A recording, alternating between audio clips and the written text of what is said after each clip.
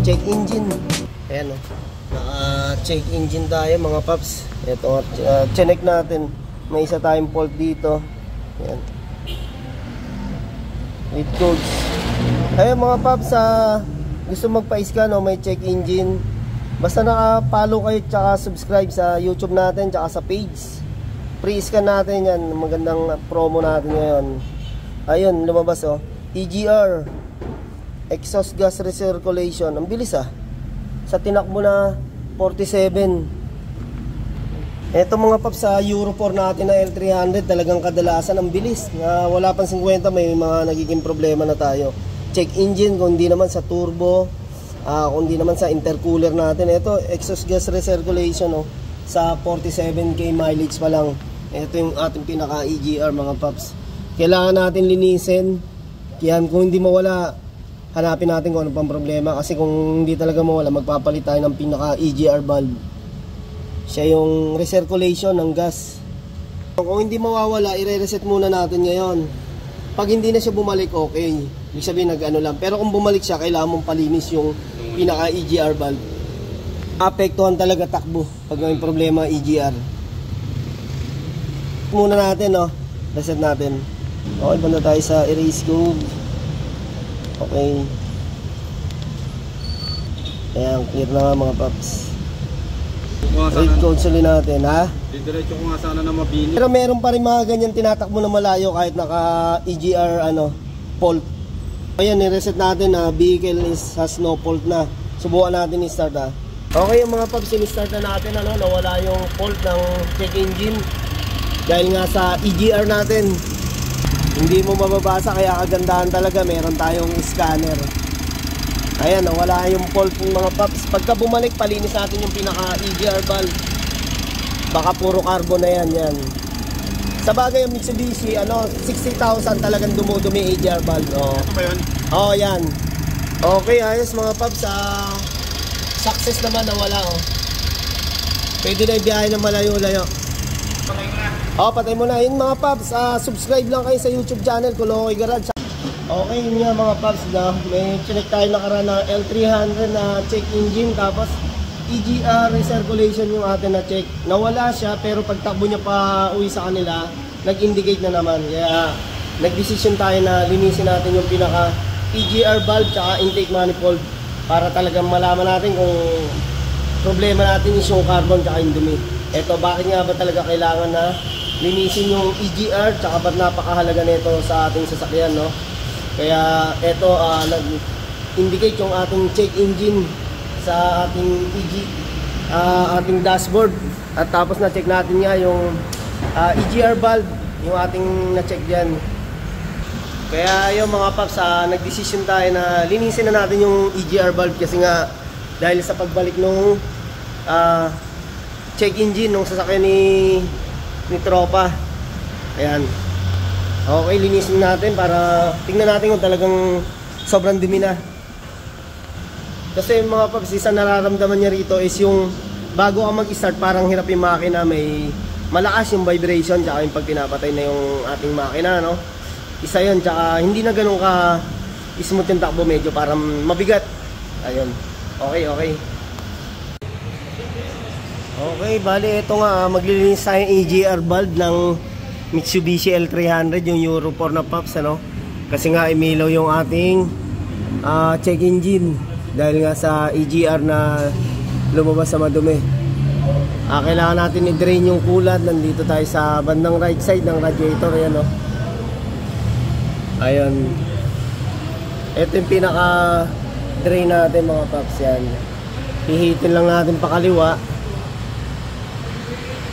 Pag di-drain tayo ng radiator coolant ng Mitsubishi L300 Euro 4. Okay, dito yung yan, pinaka-drain niya.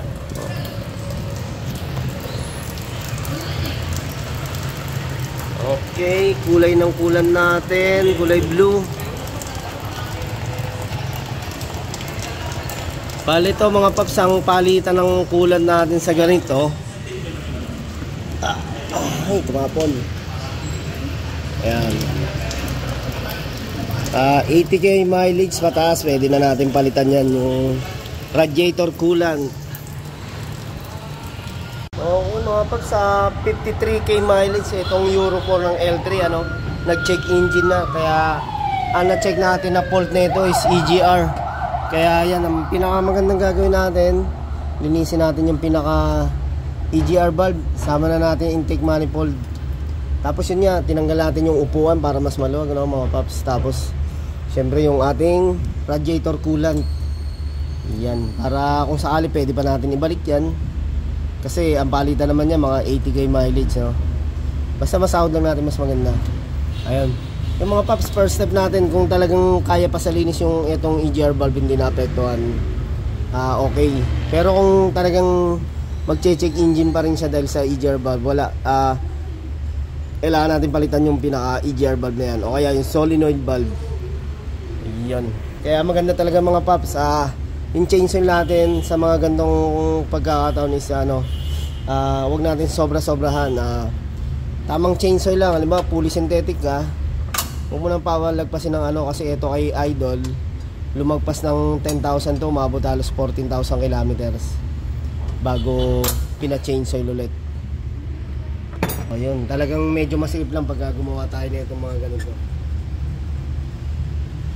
Tapos isa pa mga paps, kaya madaling nagpipail yung ating EGR valve is dahilan nito yung sa marumi natin diesel. Unang-una, kung hindi rin tayo gumagamit ng mga injector cleaner, yan, isa sa nagpe-prevent ng ating fuel filter. Kasi kung fuel filter madumi na natin, talagang unang-una apektado yung sasakyan na makina. Kaya yung ating EGR valve tsaka intake manifold is nagbabara talaga dahil sa carbon, dahil nga bersado siya, dahil barado yung exhaust gas recirculation natin. Yung mga ganito mga paps, hindi naman natin maiwasan yan. Basta 60 pataas yan, kailangan pagawa natin sa ating EGR valve. Kasi yun yung pinaka ating hataks ng ating sasakyan pagka malinis ng ating EGR valve. Dahil nga sa katagalan napupuno rin ito ng carbon mga paps. Kaya yun, talagang napaka-importante na napapalinis natin to. Huwag ngayaan natin na naka-indicate lang yung ating check engine, lalo kung EGR yan.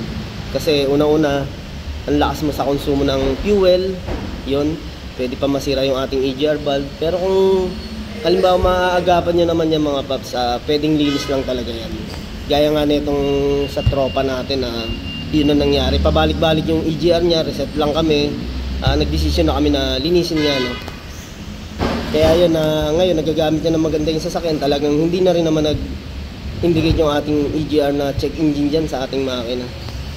Kaya yung mga paps, kung may problema mga kayo sa ganito, message lang po kayo. Umpisa na namin yung paglinis ng EGR. Okay, bali mga paps, kinakalas pa natin yung pinaka-throttle. Ayan, natanggalan natin yung pinaka-EGR valve. Ito, tingnan natin. EGR valve natin. Okay, ito. Yung pinaka-EGR valve natin ng L300 Euro 4. Yan. Kakalasin natin yung 4 na tornilyo na to para malinisan natin maigi. Napakadumi naman pala talaga, Ito na yung intake manifold natin mga paps, sa 53k nga ng tinakbo na itong L300. Ha? Oo, pero sana nga mawala kung naapektuhan sa dumi. Okay mga paps, tignan natin yung kapal ng dumi, talagang makapal.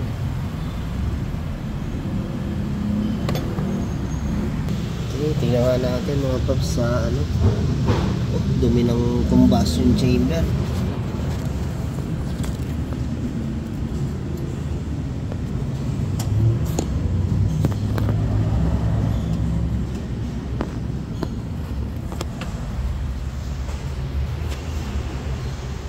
Ayun mga paps, kaya kailangan talaga mas maganda na ito yung talagang mas maaga tayo magpa-change oil, Isa sa nagiging cause ng mga nagiging carbon natin yan dyan, yung dumi ng sobra-sobra tayo sa overuse sa gamit ng mga langis ng makina. Ayan, kaya talagang 53 pa lang, ayan, check engine na tayo dahil sa EGR valve. paps, ito na nga yung ating pinaka intake manifold. Talagang masasabi natin na sumobra na rin talaga sa kapal. Ayan. Oh.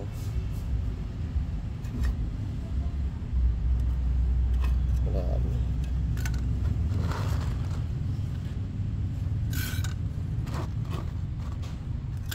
Kaya talagang pag naganto kadumi talaga yung ating dumi sa intake tsaka sa EGR, talagang check engine na mangyayari. Huwag mo nang pilitin na gamitin nga lang, palinis mo to mga paps, kasi baka mas marami pang madamay na pagdating sa ating gantong electronics. Yan, kapal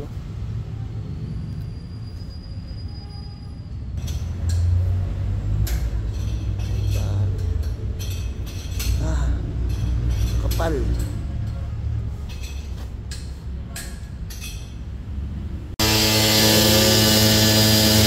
Yun, linis na mga paps.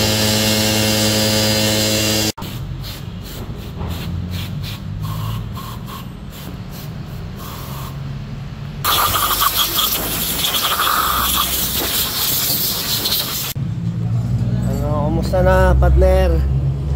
Malapit na ba? Ayan, kinakabit na namin yung pinaka EGR valve. Yun nga, sana mga paps, sa dumi lang. Kaya nga ito nag-check engine tsaka nag-indicate yung ating EGR valve. Ayan. Okay, malapit na kami mga paps. Talagang sobrang kapal lang ng dumi. Okay, yan si natin, chip mechanic natin na laging active. Basta nakakain, active yan. Pagka-gutom pagka-gutom talagang hihina ang ating pagka-active. Okay, yan. Okay. Fortuner, nagpapalit tayo ng brakes. Okay, natapos nga natin yung pagpalit ng radiator coolant mga paps. Magagamit nyo rito sa coolant is 3.8 liters. Yan. Okay. Okay mga paps, yun nga, 3.8 to 4 liters ang pwede natin may karga sa Euro 4 na L300, no? Okay, maraming salamat. Ito ang Colocoy Garage. Dito kila Paring Charles sa misis niya. Yun, thank you. Tapos sa amin yung EGR ng L300. Okay.